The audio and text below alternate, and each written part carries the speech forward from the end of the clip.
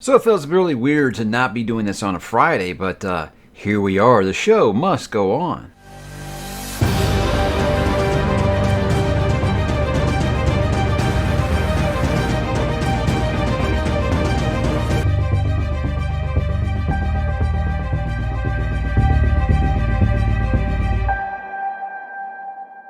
Hey, what's up, bookworms? Mike back with another weekly update. Yes, Friday we did have something kind of going on with that live stream, and I said we were just going to have we just were not going to have a weekly update this week. But I like doing the weekly update, so I'd say, well, let's move it a couple days back and do it nice Sunday morning. A good way to kick off the beginning of the month as we are into August now. So guys, yes, it is a very, very big deal on this channel. We reach the first of a every other month on here, and we'll talk about why as we get into what am I going to read here. But let's begin like usual, guys, with what am I reading. I did go ahead and start the Dragon Republic as I said last week.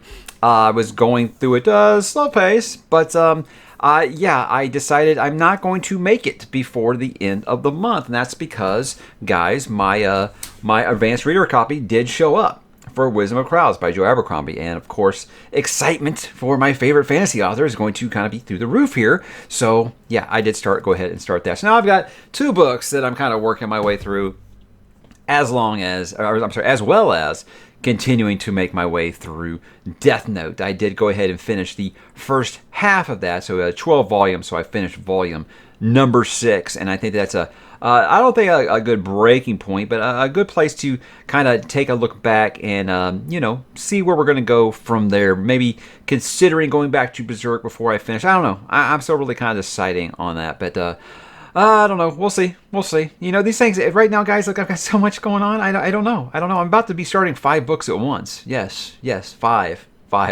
That's a good way to talk about what am I going to read now. Obviously, I'm going to continue reading Wisdom of Crowds. I'm going to continue reading Death Note. I'm going to continue reading the Dragon Republic. What else am I going to do? Well, guys, it is the first of the month, and that means it is time for the Midnight Tides. Now, you might be saying, well, Mike, you didn't even finish all your coverage for House of Chains. I haven't really been able to get anything worked out with the fine folks from 10 Very Big Books yet. We're all on different time zones. I'm in Houston. Some of them are on the West Coast, and some of them are even in Japan. So it's kind of hard to find a time that we can all get together. But it's going to happen. It'll just happen a little later than usual. But it doesn't going to stop. We're still the 1st of August.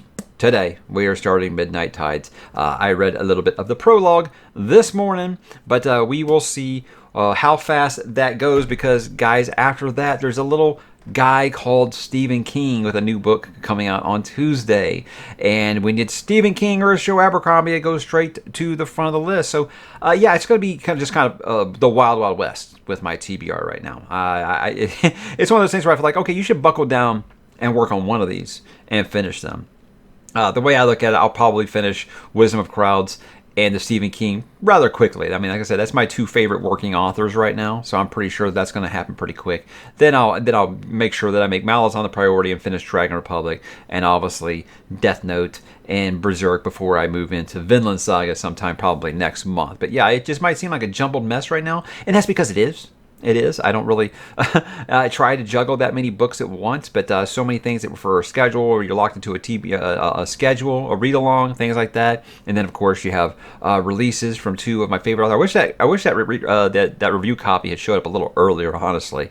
It would have made things a lot easier. I could have just went ahead and moved the Poppy War book back. But this is the business that we've chosen, right? So we're just going to see if we can just make it work, because that's what we do here, guys. We make it work. So you guys are reading along with me. I hope that you are staying a little more organized than me, and I hope that you're still with me on the Malazan read-along. I know a lot of people were kind of discouraged during House of Chains, myself included, but I've heard mostly great things about Midnight Tides from just about everyone, including people who didn't care for a couple of the first 4 books. So I'm excited to see where it goes.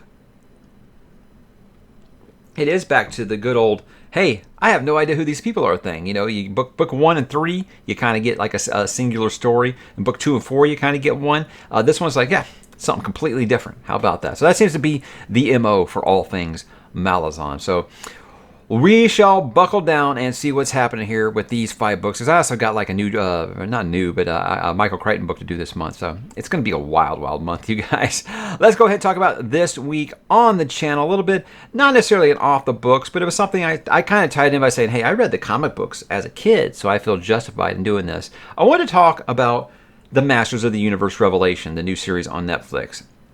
Because all you guys got to do is go into YouTube and type in Master of the Universe Revelation, and all you're going to find is nothing but wall-to-wall negative coverage on it. And I was like, wow, they really did just pull another Last Jedi with this, didn't they? They just really completely just, took the fandom and wiped their ass with it. So I went into it expecting to hate it, and it was fine, guys. I mean, this is someone who enjoyed that. I mean, He-Man was my thing as a kid. I mean, for like 6 years, He-Man was my world. That was my avatar for you guys. I was all about that. And I went into it expecting to hate it, and it was actually mostly good. Yeah, there was things I didn't like, so I wanted to talk about it. And I wanted to be constructive with it like I do with all my reviews, because I was just rather stunned because a lot of the stuff that people were saying about it, I was like, did you watch the same show I did? Because I was like, I see like the big glaring one about the 2 main characters. I see that one. Everything else, I'm like, I didn't get that at all, you guys. So I wanted to address that. Yeah, I got dragged in the comments a little bit, but there were a lot of people who aren't subscribers that found it just through a search saying like, hey, it's nice. It's like one of the most level-headed reviews I've actually seen of this. So I'm always happy to do that. But like I always say, guys, if I thought those things were there, I would say so. I have no problems calling out agenda-laden bullshit in media nowadays, and it happens more often than not. I just didn't see it with this one, so I wanted to kind of go on record with my opinion on it. I hope more people will give it a chance, because like I said, I feel like a lot of this is just kind of made up. If those things are, if you're looking for those things, I think you can find them, but I also think you might be making up some of them to kind of make yourself like confirmation bias a little bit. But again, if you guys really didn't like it, it's quite okay. I'm not saying you can't like it. I don't think everyone will like it. I just think that a lot of the faux outrage sites that, basically you're like, hey, all right, a new video that's going to buy me another car. I think that's the kind of way that I'm looking at a lot. But hey, those guys have a brand that works for them, and that's awesome. I'm always going to be honest. And I was honest when I talked to Mr. Christopher Rocchio again for almost 3 hours. Something I've been trying to do lately, guys, is just talk to other content creators for, like almost like in a podcast format, because I came from podcasting background here. So I love doing that. I love talking to you guys, but I like being able to talk, have a discussion with someone. So I talked with Sarah Reeves, I talked with Media Death Cult, now I've talked with Christopher from Sun Eater, all that other thing. I want to keep doing that because I think it's just so fun. I'm glad that you guys seem to enjoy those, because it's just, I don't know, I just love talking with people about absolutely nothing. It's just like, let's just get some drinks and just see what happens. Let's just talk. And it's kind of funny because a lot of the comments will be like, hey, can you put timestamps in this? Like, no, guys, I mean, absolutely not. It's 3 hours long. We have no actual direction. We're just just turn on a microphone and talk. We don't have a list of topics or anything to talk about. We just kind of let the conversation go where it was. So I on a regular video that's 20 minutes, sure, I'll put some timestamps in there for you. But these that are not constructed, it's just a mess. No, absolutely not. I'm just saying, if that's not for you, it's not for you. It really is just meant to be something you put on in the headphones and you kind of get chores done around the house, or you listen at work or something like that. It's not really a review or anything with some real structure. So, but I hope to continue doing that. Me and Philip Chase have actually talked about doing one here sometime in August, and I'm always real excited about that. And then, of course, me and Jaime Enfuego from The Horror Show is going to be doing the next Stephen King Palaver. And that is exciting for me because I've been watching his Hail to Stephen King stuff for years, and I can't wait to talk with him. What else did we do this week? I did my review for the Conviction arc of Berserk. Obviously, after the Golden Age, it was going to be something that was very big shoes to fill, and I think I kind of got that across in the video. I'm learning now that manga fans are kind of difficult to please, because it's like if you say one thing negative, they jump down your throat. They call you an elitist or something like that. If you're really, really positive about it, they still find things to be upset about. And I think that's every fandom. It's not really shocking that can happen in every fandom. It's just like, I didn't say what you're saying in these comments at all. I was like, listen again. I didn't say that at all. But that's just the internet, baby. It's going to happen. But I enjoyed Conviction. Didn't like it as much as Golden Age, obviously, but still really, really great stuff. I'm still very, very, very positive on Berserk by Mr. Miura. It's just fantastic. And I'm looking forward to continuing with the next arc, which is really, really long, but I can't wait. I'm already trying to get to that point where I'm dreading, getting to the point to where, he passed away and I don't have any more. So I'm going to enjoy what I do have, but I would be lying if I said I wasn't kind of thinking that already. Then the why you should read that you guys voted for, this was why you should read A Song of Ice and Fire by Mr. George R.R. Martin. And besides the usual, oh, it's never getting finished, LOL, or, the show sucked. Other than that, pretty good discussion for it. There are a lot of people who are still like, okay, you know what? I never read it, and I did watch the show, but I still like these books. I'm like, well, look, I like everything in the books better than the show. Everything. Everything in the books is done better than it is in the show, I think. I really just wanted to get back to talking about just the books, because it just seems like we can't talk about that IP anymore without it just becoming a rage fit argument about when the show got bad. I wanted to get back to talking about the books, and that's what I kind of focused on in that video. And I'm glad that most of the comments are about those books. So, yes, it's not complete, but what I say in that video, guys, is even incomplete, it's better than most fantasy series that you've read. Easily. It's just that good, and it's worth your time, I think. So I think I got that across pretty well. I love trying to record when the kids are home. It's just so much fun, you guys. So then we did celebrate 50,000 subscribers by doing my 50K live stream, and as usual, went about 3 hours. That's what I usually try to kind of keep it at. I always say as long as you guys are asking questions, I'll keep going. But when I realized it was like down to like 3 people asking me questions there at the end, it's like, okay, I think I'm going to go ahead and wrap this up. But I'm always have a lot of fun with those. I love answering you guys' questions. I think it's a blast, even if I am answering a lot of the same questions again, or questions that I answer on the channel all the time. Just being able to kind of really converse with you guys, live is always a lot of fun for me. I'm surprised, you guys hang out with me that long, but hey, that's great. Let's keep doing that. I don't know when the next one will be. I did 45,000 just because, the channel growth had kind of slowed down, and I was like, oh, I'm not going to get to 50,000 anytime soon, I thought. But then I started doing manga stuff, and that brought me a lot of new fans. So I got there a lot. I'm sorry, I like to say viewers, not fans. Fans just sound so cultish, and I leave that stuff to Moid. I like to say viewers. So it brought me a lot of new viewers, because I don't pretend that everyone who subscribed to this channel is a fan, since I still get double-digit thumbs downs in every video, no matter what it is. But it was a hell of a milestone, and I'm happy we got there. So I want to go ahead and do another one, and I don't know when the next one will be. Like I said, 'cause the next milestone, I don't think we'll reach it this year. So it just might just be a, hey, just what the hell, let's just have a live stream just for the hell of it sometime in the fall or something like that. We'll see. Just kind of keep it open those, because like I said, I like doing those. I think they're a lot of fun. Let's go ahead and talk about some next week plans, guys. There are going to be a couple of things next week that I do got planned. Obviously, you can see I'm going to be just crazy with new releases and read-alongs and stuff like that, trying to get all that kind of taken care of. But there are going to be still some videos. I will be doing my wrap-up for July. As always, a very, very good month, obviously, for the channel. I think the best month we probably had this year. So that's always going to happen when you get a nice little, I say with the growth on the channel is always going to be peaks and valleys, and this is definitely one of the peaks. Just because, you explore a new subgenre, you're going to get more people checking out the channel that probably wouldn't before. So I want to kind of take a special look at that, like I usually do, and talk about my book of the month. I only read like three books last month, guys, so it's going to be kind of an easy pick this time.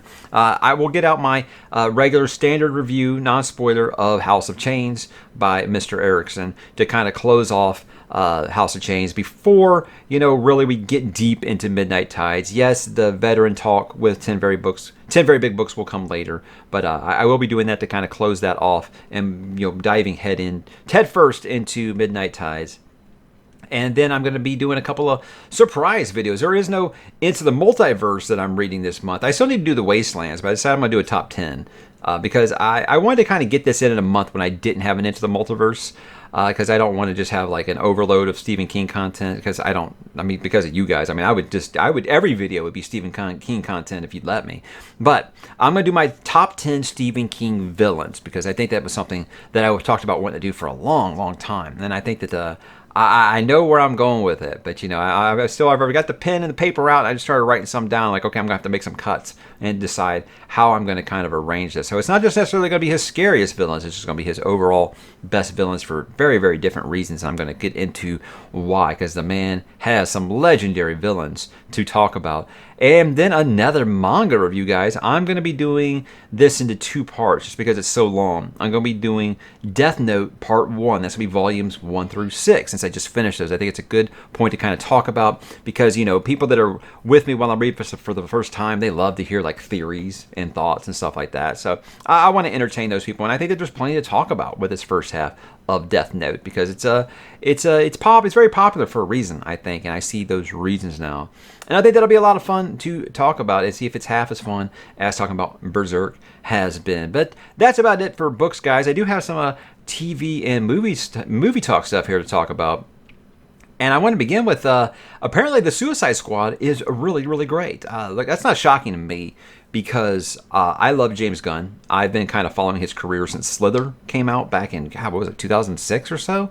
Slither is a really, really just campy, awesome horror movie. But you can see right then that the guy was able to tackle stuff that on paper sounds ridiculous, and he can make it work in a visual medium. So obviously he's found serious success with the Guardians of the Galaxy.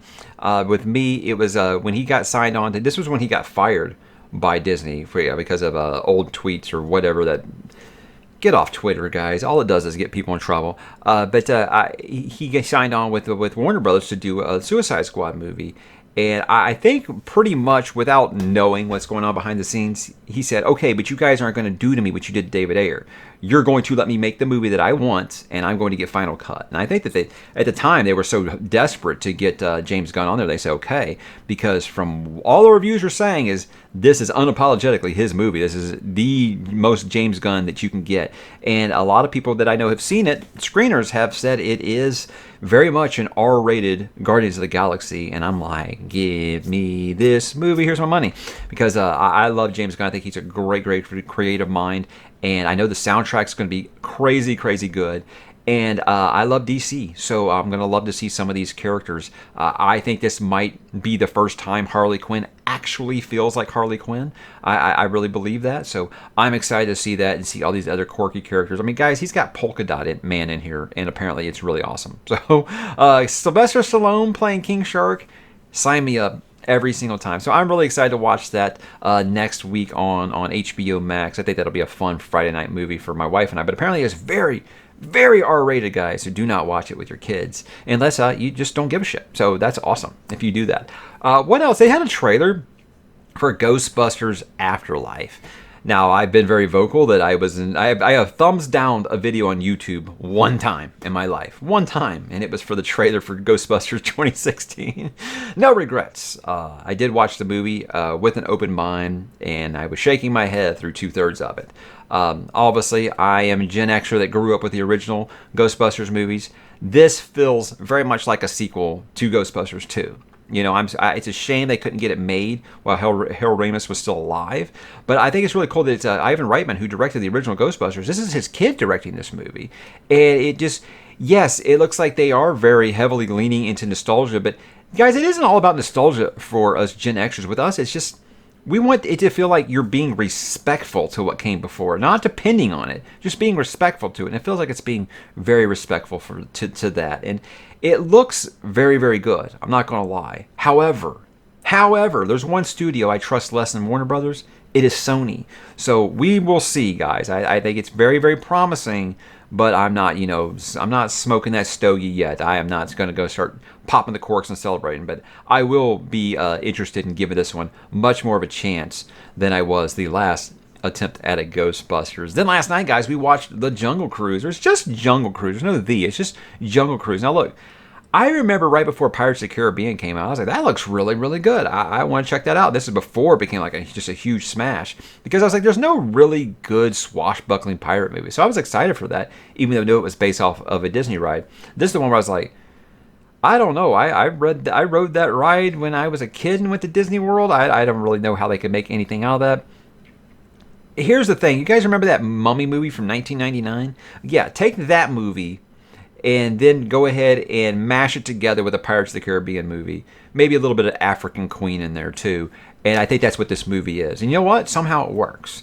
I don't know how. Look, this isn't anything that you're going to be like, oh, that's an all-time classic. No, it's a good family movie. My wife, my oldest, and I watched it last night, and we all enjoyed it because apparently The Rock is the one actor everyone in the house loves. So it was a good time. It really was. Again, it isn't anything that's going to make you be amazed, and I wouldn't recommend paying the $30 that Disney Plus wants for it. But I mean, I guess that's cheaper, than taking your whole family to the movie theater. But if you are interested in watching, I think it's very much worth your time. Good adventure flick. You have to turn your brain off a couple times, or overcome some things that get kind of cartoonish. But again, it's a movie based on a Disney amusement park ride, so you got to kind of think there. I know some people said they kind of got like a Raiders of the Lost Ark feel. I don't get that at all. No, definitely not. I mean, it just has like that, adventure in the Amazon kind of thing to it. But I said very much 1999 Mummy meets Pirates of the Caribbean, because the villains are very, very much like something you could see out of a Pirates of the Caribbean movie. But The Rock, man, keep killing it, my dude. I've been following this guy since he walked out with the jerry curls and the long tassels on WWF back in the day. So I love what he's done with his career, and the guy is pretty much, whatever he puts out is at least watchable. And I think that's just awesome. So happy for that guy. I want to finish this by talking about the changes made to Doctor Who. I've talked about this before when people were asking me, I don't remember what it was. It was a weekly update a while ago. People asked me why I just don't watch Doctor Who anymore. And I just felt like they took the fun out of it. They went in a wholly new direction with it. And it wasn't because of Jodie Whittaker. It was because of Chris Chibnall. That's the showrunner. And he just decided that he was going to hire a writer's room that knew nothing about the Doctor Who mythos, didn't have any idea about what made the show click for 50 plus years of fandom. And it just basically, it got so preachy, guys. And here's the thing. Everybody's like, well, Doctor Who was always kind of woke or something like that. And I was like, so was Star Trek The Next Generation, guys. That's not the complaint here. The complaint is the shows had those things, but they still made having fun be the priority of Doctor Who. And that show is not fun to watch anymore. It hasn't been fun for years now. And it's just a shame. So with the news coming out that not only was Jodie Whittaker leaving, because when they said Jodie Whittaker was leaving, it's not her fault. I don't think anything that's happened to that show is her fault.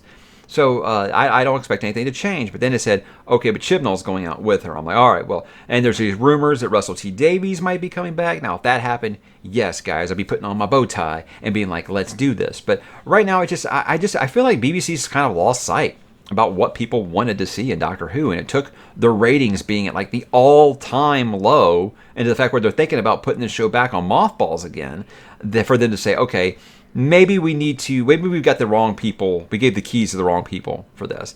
I don't know. We'll see. I'm always hopeful because, guys, I love Doctor Who. It's amazing. It's an amazing, amazing program.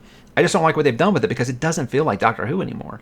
It feels like some new wannabe sci-fi show that has the TARDIS in the background. That's what it feels like right now. So to me, Chibnall moving on is addition by subtraction. I don't see how they could do worse. But, I didn't think they could do worse than what Moffat had done his last few years as showrunner. So we will see, guys. I'm always optimistic about these things. But, I've loved just about every variation of the Doctor. And it's just, to this point, it just wasn't fun anymore. And I watched Doctor Who to have fun. So I hope that they can remember that. And when they go back to it, they can say, hey, let's make this a fun show. Let's make this a sci-fi show again. And let's make this a space travel show again. Because, guys, I have no idea why a Time Lord that is thousands of years old, that can travel time and space, is so concerned about present day USA. It just kind of took everything out of that show. It took all the fun out of it. It took all the adventure, all the excitement, all the sense of wonder out of it. So I'm hoping they can find that again. But guys, that was my week. What are you guys up to? Drop in the comments. Let me know what you're reading, what you're watching, what you're listening to, what you are playing. There are always no wrong answers. But guys, have yourselves a safe and fun, week, since the weekend's almost over. I'll talk to you in the comments.